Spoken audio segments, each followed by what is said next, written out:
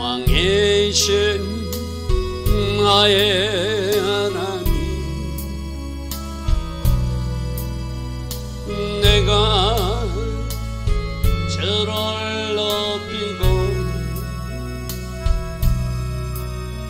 영원히 주의 이름을 송축하리이다. 왕이신 나의 예수님, 왕이신 나의 예수님, 내가 저를 높이고 영원히 제 이름을 송축하리이다.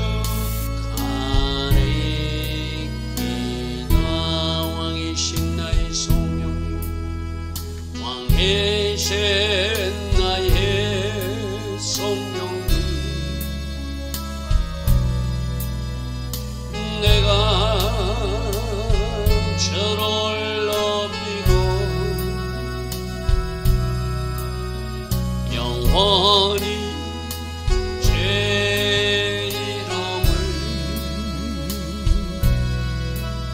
송축하리이다.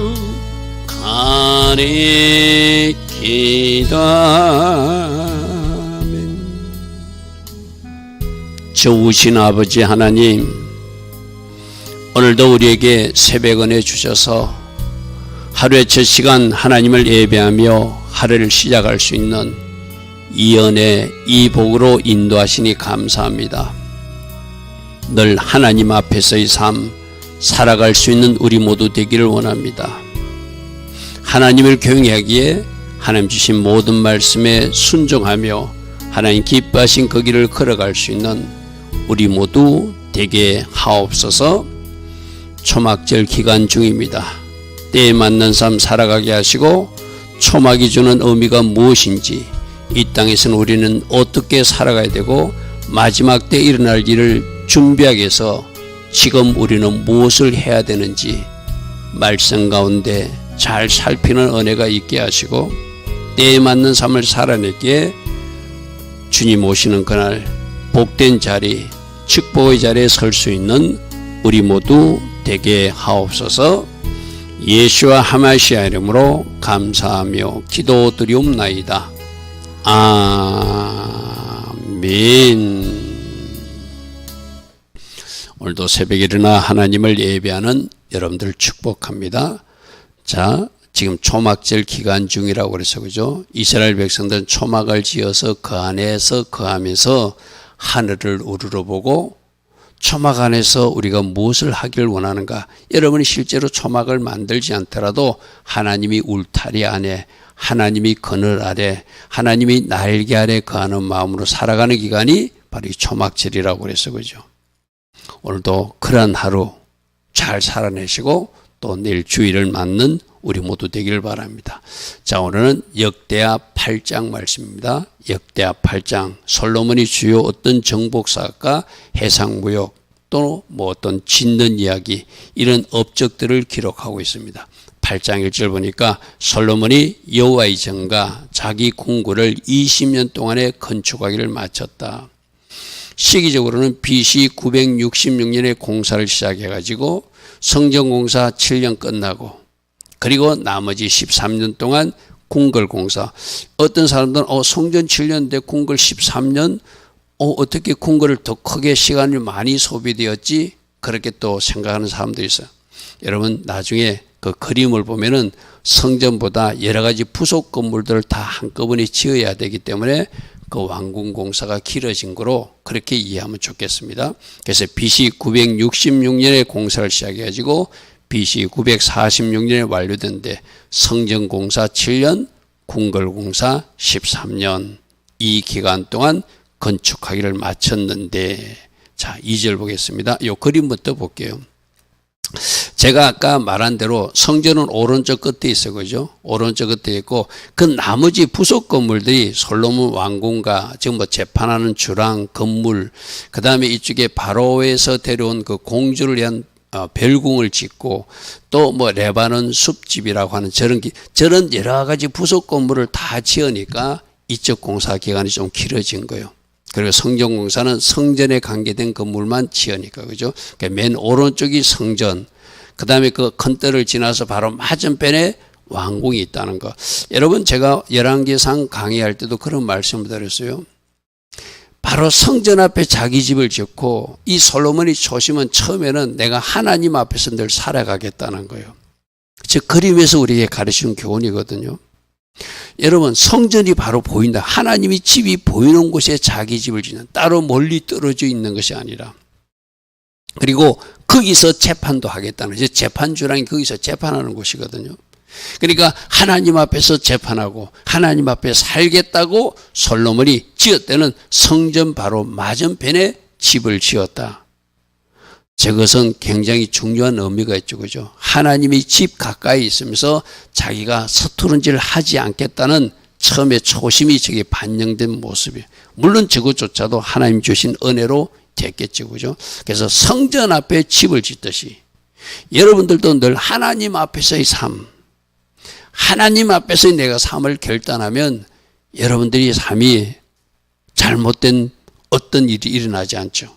근데 우리가 하나님을 등지고 하나님을 자꾸 멀리 피하니까 잘못된 일이 일어나거든, 그죠? 그러니까 지금 솔로몬이 재판도 어디서? 하나님 앞에서 하겠다. 그리고 나도 하나님 앞에 살면서 늘 하나님 앞에서 살겠다고. 솔로몬 초반부는 참 잘했어요. 근데 저게 바로의 딸의 집이 있듯이 저렇게 이방 여인들을 정치적 목적으로 자기가 데려와 가지고 혼인관계를 맺으면서 우상 숭배를 허락하고 자기도 좀 기우뚱하는 모습들이 참 안 좋은 모습들이었죠, 그죠? 그러나 첫 이 시작되는 성전 앞에 내가 집을 지어서 하나님 앞에서 살겠다. 재판도 하나님 보시는 그 앞에서 재판하겠다. 바르게 판단하겠다. 그런 결단으로 지었던 건물들이 솔로몬 시대 때 성전 지역의 건물들 모습입니다. 자, 2절 후람이 솔로몬에게 되돌려 준 성읍들을 솔로몬이 건축하여 이스라엘 자손에 거기에 거주하겠다. 이런 겁니다. 솔로몬 성전을 짓거나 궁궐을 지을 때 많이 도움 준 사람이 두로왕 후람이거든요. 그러니까 고맙다고 그 갈릴리 북쪽 지역의 어떤 일정 지역을 고맙다고 그 성읍들을 주었어요. 이 후람이 가서 보니까 별로 마음이 안 들어. 그래서 되돌려줘요. 저는 여기도 하나님이 역사했다고 생각하거든요. 여러분, 여기 지금 8장 1절에서 성전과 건축이 지어진 것도 어제 말씀을 하면 형통케 하신 분이 누구라고요? 하나님이 찰나의 하나님이 쳐들어올 때 번성하게 되고 형통하게 되고 축복이 임하고 승리하게 된다고 어제 제가 7장 11절 설명할 때 그렇게 말했어요. 다 형통했다. 그가 이루고자 하는 일이 다 형통하게 이루었다. 이 형통이라는 단어가 히브리어로 찰나거든요. 이 찰나가 무슨 뜻이라고요? 하나님이 성령 하나님이 쳐들어올 때 바로 찰나의 단어를 쓰거든요. 그러니까 우리도 마찬가지고 하나님께서 하게 하시고 뭔가 이루어지게 하시고 형통하게 하시고 그 사람이 번성케 되고 축복이 임하고 승리케 되는 모든 원인은 하나님께서 함께 하시는 찰나의 하나님이 성령 하나님이 나와 함께 하실 때 일어나는 결과들이에요. 그게 하나님과 떨어져 버리면 그 찰나가 일어날 수 없죠. 형통과 번성, 승리. 여러분 쳐들어온다도 찰나고 형통도 단어도 찰나. 어제 보았던 그 형통이라는 단어가 찰나라는 단어거든요. 번성이라는 단어, 승리라는 단어도 다 찰나라는 단어를 써요. 그럼 이 말은 뭐죠? 뭔가 형통하기를 원하고 번성하기를 원하고 승리하기를 원하면 성령 하나님이 나와 함께해서 일하도록 만들라는 것이죠. 그 사람들에게 찰나의 하나님이 일하셔서 형통하게 된다.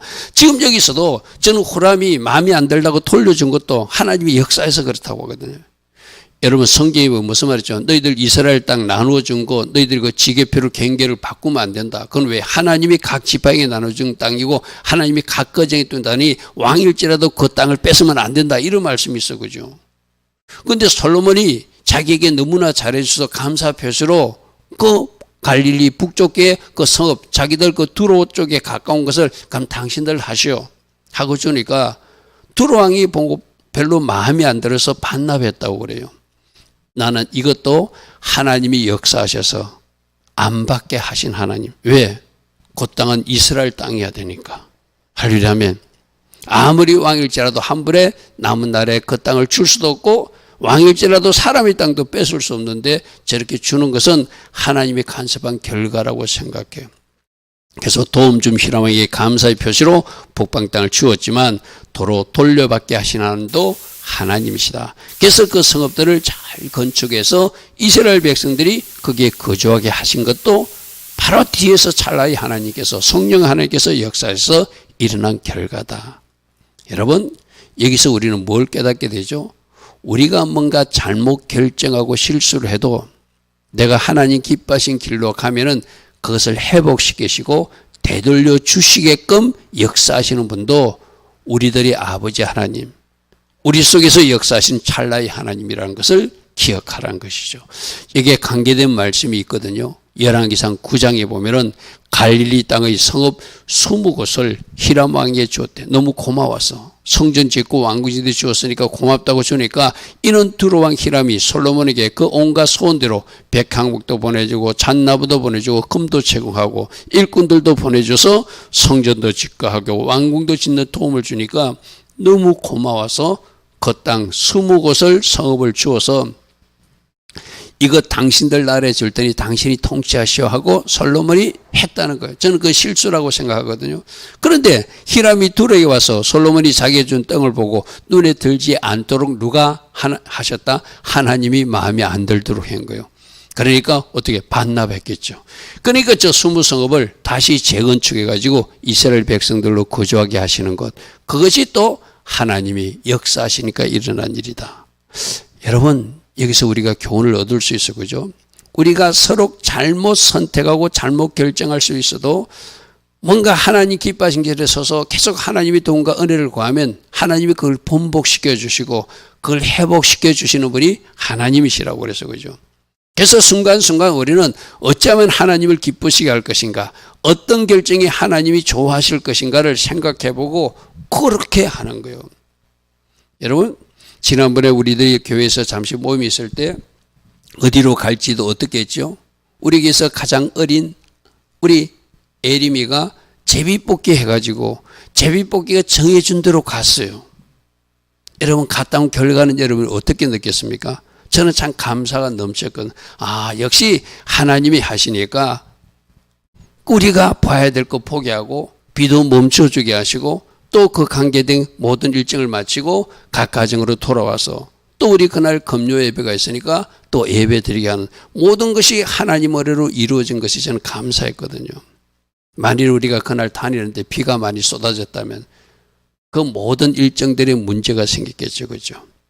하나님은 그 모든 모습도 기뻐하시니까 그 순간순간 개입하셔서 하나님이 일하여 주신 증거를 우리 그날 일정에서도 보여주셨다고 저는 생각합니다. 자, 3절부터는 솔로몬이 가서 점령하는 그런 모습이에요.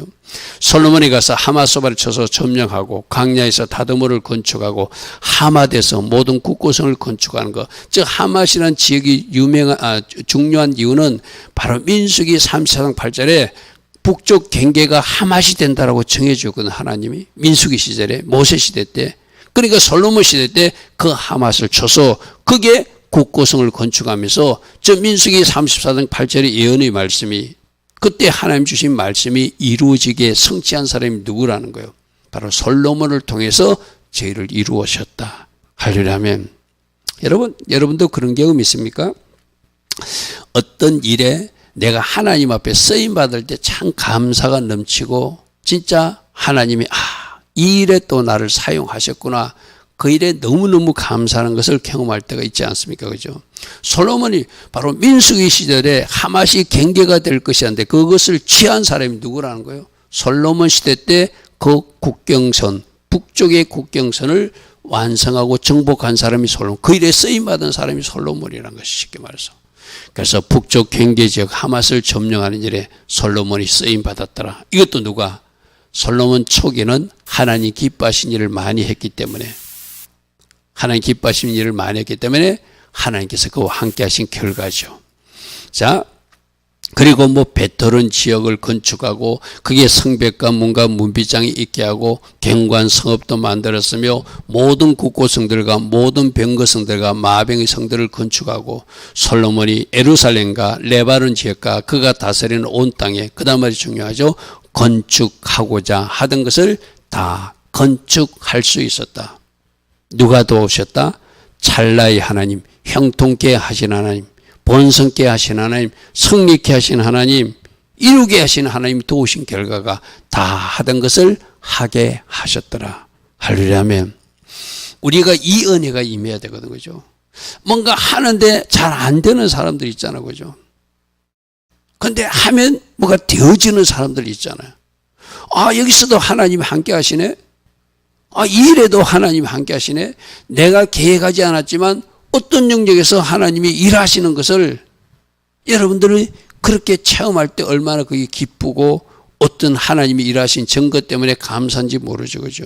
제가 어제 저녁에도 이야기했잖아요. 이 추석 명절 때 저는 어떤 저의 계획이 없던 사람들을 만나게 되고 그 사람들을 만나서 하나님이 복음도 전하게 하고 어떤 가정에 눈물 흘리는 사람은 그 눈물을 닦아주면서 그것이 화해하게 하고 하나 되게 하게 하고 또 어떤 누구에게는 그 잘못된 진영놀이에 빠진 사람을 내가 가진 하나님의 어떤 지혜를 가지고 설명하게 하고 그래서 내가 이것도 또 누군가에는 내가 전화로 기도해 주니까 전화로 기도해 주는데도 막 축사가 일어나는 것을 내가 경험했거든요.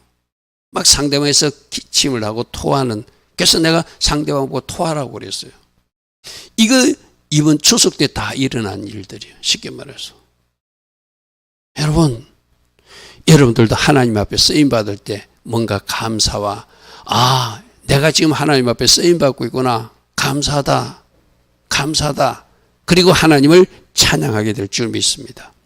그래서 그가 하고자 한 것을 다 할 수 있는 이유가 뭐다? 하나님이 함께 하신 결과가 저렇게 이루어지더라는 것이죠. 솔로몬이 잘했다고 하면 안 되죠. 그 교만한 모습이죠. 하나님이 도와주셔서 하나님이 함께 하시니까 다 되게 하셨다. 자, 7절입니다. 이스라엘이 아닌 헷 족속과 아모리 족속과 브리스 족속과 히 족속과 여부서 족속이 남아있는 모든 자. 저건 언제서 문제가 생겼죠? 여호수아 시대 때. 모세를 다음에 지도자로 세워서 너희들 가나안 땅에 들어가면 저 가나안 7 족속들을 다 멸하라고 그랬거든요. 근데 그들이 정복정될 때 다 멸하지 않았어요. 남겨놓은 사람들이 있었어요. 그들이 올무가 되고 가시가 되니까 다 죽여버리라, 진멸하라. 어쩌면 잔인할 정도로 이렇게까지 하셔야 되나 싶을 정도로 하나님 명령하셨는데 그들은 그렇게 하지 못했어요. 심지어 단 자손들은 그 지역의 점령지에서 쫓겨나서 도망갔어요. 그죠? 그리고 많은 지파가 저 아모리 족속들이나 헷 족속과 브리스 족속 저들과 어울려 사는 모습이 사사기 초반부에 기록되어 있어요. 그죠? 저거는 불순종한 어떤 흔적들이에요. 지금 하나님이 왜 다 진멸하라고 그랬죠? 남겨놓으면 그들의 사상과 그들의 문화와 그들의 우상숭배를 따라가게 되어 있으니까 거룩한 백성으로 하나님만 경외하려면 저런 잘못된 사람들 옆에 두면 안 된다는 경고이거든, 그죠? 근데 살려두었어요. 그게 솔로몬 시대도 있었다는 거예요. 곧 이스라엘 자손이 다 멸하지 않은 것. 저거는 불순종이었죠, 그죠? 저거는 불순종이었어. 그래서 그 땅에 남아있는 그들의 자손들을 솔로몬이 역군으로 노예 삼아서 그들이 어떤 사용해, 일꾼으로 진꾼으로 사용했다는 거 쉽게 말해서 삼아서 오늘에 이르렀더라. 자, 7절 8절에서는 그 여호수아 시대 때 완전한 순종이 되지 못하고 불완전 순종으로 남아있던 저 사람들이 결국 솔로몬 시대에서도 뭔가 그들이 남아서 일꾼으로 쓰임받지만 그런 흔적들이 남아있는 모습, 저게 불순종의 흔적들이기도 하죠.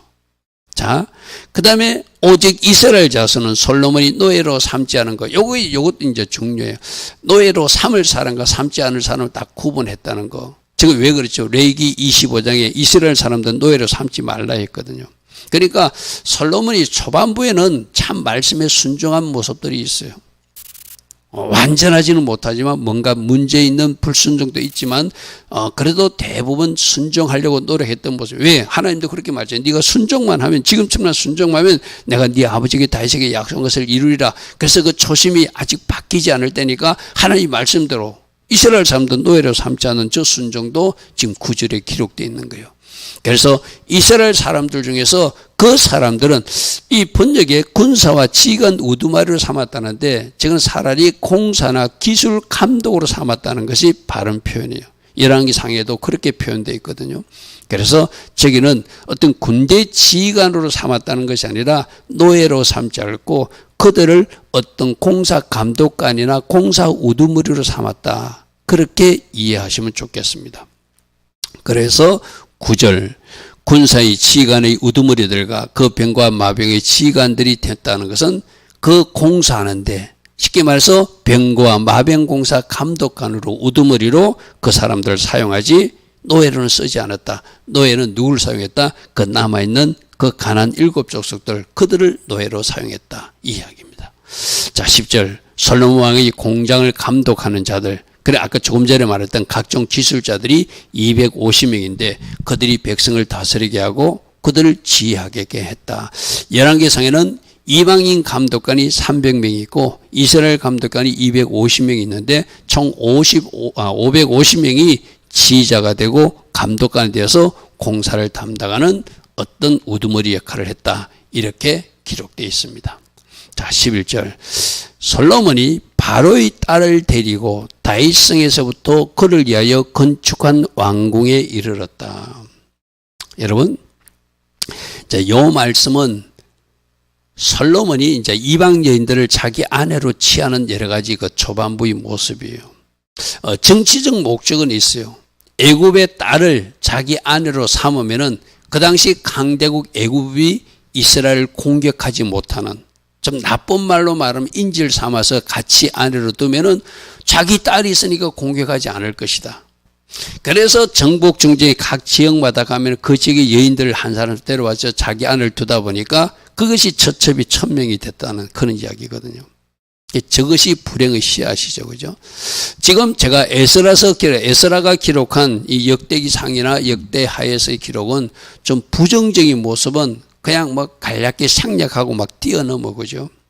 근데 우리가 주목할 단어는 다윗성에서부터 그를 위하여 건축한 왕궁에 데리고 왔다는 것은 다윗성에 누가 있었다는 거예요? 저 바로의 딸이 이미 결혼해가지고 있었다는 거거든요. 그 다윗성에 뭐가 있었죠? 성전이 건축되기 전에 다윗의 장막에 법궤가 있었잖아요. 무슨 말이죠? 법궤가 있는 그 다윗성에 자기 아내라는 이름으로 이방인을 그 성 안에 둔 것, 그것이 솔로몬에게 그렇게 아름답지 못한 모습이에요, 그죠? 근데 오늘 본문은 뭐라고 이야기하는가 하면은, 내 아내가 이스라엘 왕 다윗 왕궁에는 살지 못하리니, 다윗 왕궁, 이렇게 새로 지은 왕궁에 살지 못해서 여호와의 궤가 이런 곳은 다 거룩함이라 하였더라. 그럼 저 다윗성에도 여호와의 궤가 있었거든요, 그죠? 다윗의 장막에, 성전 짓기 전에 다윗성에 다윗 장막이 있었잖아요. 그러면 저기서 여호와의 궤가 이룬 다윗성도 거룩한데 거기에 다윗성의 바로 왕의 딸을 거기에 두었다는 것은 뭔가 좀 구조가 맞지 않는 표현이에요, 그죠? 지금 에스라는 왕궁을 새로 짓고 성전을 짓고 나서 왕궁에 같이 살지 않는 이유는 이방 여인이기 때문에 그 왕궁, 하나님의 궤가 가까이 성전 앞에 거기서 별도의 벨체를 지어서 두게 했다. 이게 솔로몬의 어떤 신앙의 경건성을 좀 강조하기 위해서 기록한 거지만, 우리가 전체적인 열왕기상이나 같은 말씀은 다윗성이 있을 때 그때 법궤가 있었거든요. 그럼 저 어떤 강조가 에스라의 기록이 조금 무색해지죠, 그죠? 무슨 말이죠, 그죠? 물론 차후에라도 깨닫고 내가 이방인이니까 한 왕궁에는 살지 않고 벨체를 만들어 줘야 되겠다. 그거는 뭐 우리가 존중할 수 있어, 그죠? 그러나 여호와의 궤는 어디 되어 있었다? 다윗성에도 있었다. 그럼 그것을 진짜로 깨달았다면 저 바로의 딸을 정치적 목적으로 데려와서 같이 다윗성에 거하는 것은 옳지 않은 모습이라는 것이죠. 여러분, 열왕기상 3장 1절 보십시오. 솔로몬이 애굽 왕 바로와 더불어 혼인관계를 맺어서 그의 딸을 맞이하고 다윗성에다가 데려다. 그 다윗성에 지금 뭐가 있는데? 다윗의 장막 안에 법궤가 있는데, 하나님의 임재와 하나님의 영광을 상징하는 그 법궤가 있는 그 장소에 그 이방인 여인을 데리고 왔다는 것, 쉽게 말해서. 자기 왕궁과 여호와의 성전과 예루살렘 주의 성공사가 끝나기를 기다렸다. 그래서 이제 별채를 지어서 그 바로왕 딸을 거기에 두었다. 여러분, 그림으로 보면 이런 그림이에요. 지금 저 왼쪽에 보면 솔로몬 왕궁이 있고 그 바로 옆에 바로의 딸을 위한 별도의 어떤 궁이, 어떤 별채가 있죠, 그죠? 그러니까 지금 에스라는 기록하기를 저 솔로몬 왕궁에는 바로의 딸을 들이지 않고, 왜? 성전이 가까운 곳이니까. 그리고 그 바깥에 별채를 지어서 거주하게 한 것은 이방 여인이기 때문에 솔로몬이 이렇게 경건하게 했다. 그것을 강조하고 싶은데 제가 보는 시각은 아니에요. 처음에 다윗성에 법궤가 있는 그곳에 데려왔잖아요. 그죠? 그죠? 그래서 솔로몬 왕궁 옆에 바로의 딸 궁을 별도로 주었고, 재판, 그 다음에 성전, 이런 구조로 했다는 거예요. 다시 한번 여기서 저는 하나의 교훈을 얻을 것은, 그래도 솔로몬 왕이 하나님이 성전 앞에 집을 지었다는 거, 멀리 숨지 않았다는 거, 늘 하나님을 바라보고 살아려고 했다는 것은 저는 인정해 주고 싶어요. 그리고 재판할 때도, 백성들을 재판할 때도 항상 하나님 앞에서 재판하겠다고 성전 바로 큰뜰 앞에 재판 그 건물을 지었다는 거, 이런 걸 우리가 존중할 만하죠. 자, 12절. 솔로몬이 낭실 앞에 산 여호와의, 저 번제단 이야기입니다. 그게 여호와의 번제를 드리는데 모세의 명령을 따라 율법에 있는 대로 안식일도 거기서 드리고 초하루 예배, 월삭 예배도 거기 드리고 정한 절기, 즉 7절기가 있는데 특별히 1년에 3번씩 모든 이스라엘 백성들은 예루살렘 성전에 올라와야 됐죠. 무교절은 6월절 절기가 있는 그 봄절기, 77절은 오순절 절기, 그 다음에 초막절 절기는 가을 절기, 그 3번씩 올라올 때 거기서 번제를 드리고 제사하는 그런 일들이, 이제 성전이 건축됐으니까 기본 산당에서 제사는 더 이상 드리지 않는 것, 이것이 솔로몬이 결정, 이건 당연한 것이죠. 이제 성전을 지어서 거기 있는 모든 기구도 이쪽으로 옮겼잖아요. 그죠? 모든 기구도 옮기고 이제 초하라고 되면 여기서 기본 산당에 가는 것이 아니라 여기서 월삭 예배 드리고 절기 예배도 여기서 드리고, 그리고 매 상번제도 여기서 드리고, 할렐루야 하면 그렇게 하나님의 말씀대로 그렇게 솔로몬 성전에서 제사 예배를 드렸더라, 이렇게 되어 있습니다. 자, 조금 전에 우리가 보았던 번제단은 바로 여기, 우리 앞에서 우리 솔로몬 성전 구조의 두 기둥 앞에 그게 큰 바다가 있었고 바다 조금 앞에 노제단이 있었죠. 저기서 예물을 태워드리는 번제단 예배를, 저기서 제사를 드렸다는 거예요. 자, 14절. 솔로몬이 그의 아버지 다윗의 규례를 따라 제사장들이 반열을 따라 정하여 이들이 24반차를 정했다고 그랬어요. 순번대로 들어가서 그들이 담당, 제사장도 그 다음에 레인도 자기들 역할을 순번 따라, 당직 순서 따라 그렇게 했던 것 아버지가 정해줬죠. 섬기게 하고 레위 사람들도 그 직분을 맡겨 매일의 일과대로 찬송하는 사람 찬송하게 하고, 제사장 앞에서 수동 들게 하고, 문지기들도 그 순번대로 들어가서 각성을 문을 지키게 하고 하였으니, 이는 하나님의 사람 다윗이 전에 레인도 반차를 정해주고 제사장도 반차를 정해주고 문지기들도 반차를 정해준 그 순번대로 한 것을 누가 했다? 다윗이 전에 이렇게 명의한데 그 앞에 하나님의 사람이다, 이렇게 또다시 에스라는 기록하고 있어. 그죠? 우리 앞에서도 하나님의 사람이 어떤 사람? 하나님이 하나님의 사람으로 인정하는 사람. 할렐루야 하면 또 동시대 사람들도 그 사람은 하나님의 사람이라고 인정하는 사람. 후손들, 다음 세대 사람들도 하나님의 사람으로 인정하고 불러주는 사람. 또 스스로가 생각해도 하나님의 사람이라 부끄러움이 없는 사람. 여러분들이 영적 리더나 여러분들이 영적 지도자가 하나님의 사람으로 불러줄 수 있는 사람, 이 다양한 의미를 우리 이제 하나님의 사람에서 생각해 봐야 돼요. 내 스스로가 나는 하나님의 사람으로 부끄러움이 없는가? 나의 영적 리더는 나를 하나님의 사람으로 불러주고 있는가? 나의 후손들은 나를 하나님의 사람으로 부를 것인가? 나는 동시대 사람들, 친구들이나 내 주변 사람들부터 하나님의 사람으로 인정받고 있는가? 주님은, 예수님은, 하나님은 너는 하나님의 사람이야 라고 인정받는 사람인가? 여러분 이거 생각해 보면 좀 심각해지죠. 그죠? 그래도 우리가 저 칭함을 받아야 되잖아요. 하나님의 자녀니까, 천국에 입성할 사람들이니까 너 하나님의 사람아 이렇게 불려줄 수 있는 사람인지, 이 초막절, 초막 안에서 거하면서 우리 또 다시 한번 생각해야 될 그 어떤 명칭이, 부름이 하나님의 사람이에요. 그죠? 이거 한번 깊이 또 우리 이 새벽에 생각하시기 바랍니다. 15절, 제사장과 레위 사람들이 국고에든지 무슨 일이든지 왕이 명령한 바를 전혀 어기지 아니하는, 그러니까 지금 솔로몬이 순종하고 있으니까 그 밑에 사람들도 솔로몬에게 순종하더라. 이것도 여러분 하나님이 하시는 일이거든요. 그죠? 우리들도 그런 거 한번 생각해 봐야 돼요. 부모 세대들은 아이들이 내 말을 듣지 않을 때 내가 상위 질서잖아. 하나님의 말씀에 불순종해서 저 아이들이 말을 듣지 않는 건 아닌지를 한번 생각해 봐야 되거든. 그죠? 무슨 말인지 아시죠? 아까 그랬잖아요. 내가 하나님 앞에 바르게 정렬하면 하나님은 뭔가 되어지게 하거든. 그죠? 그 입술에 금새도 있게 만들어주신 하나님이잖아요. 그죠? 그럼 내가 뭔가 지금 우리 아이들이 말을 듣지 않아. 그러면 내가 하나님 앞에 혹시 불순종하고 있는 것은 없는지를 한번 스스로 정직하게 거울에 한번 비춰봐야 되고, 그죠? 그게 지혜로운 사람들이거든요. 그죠?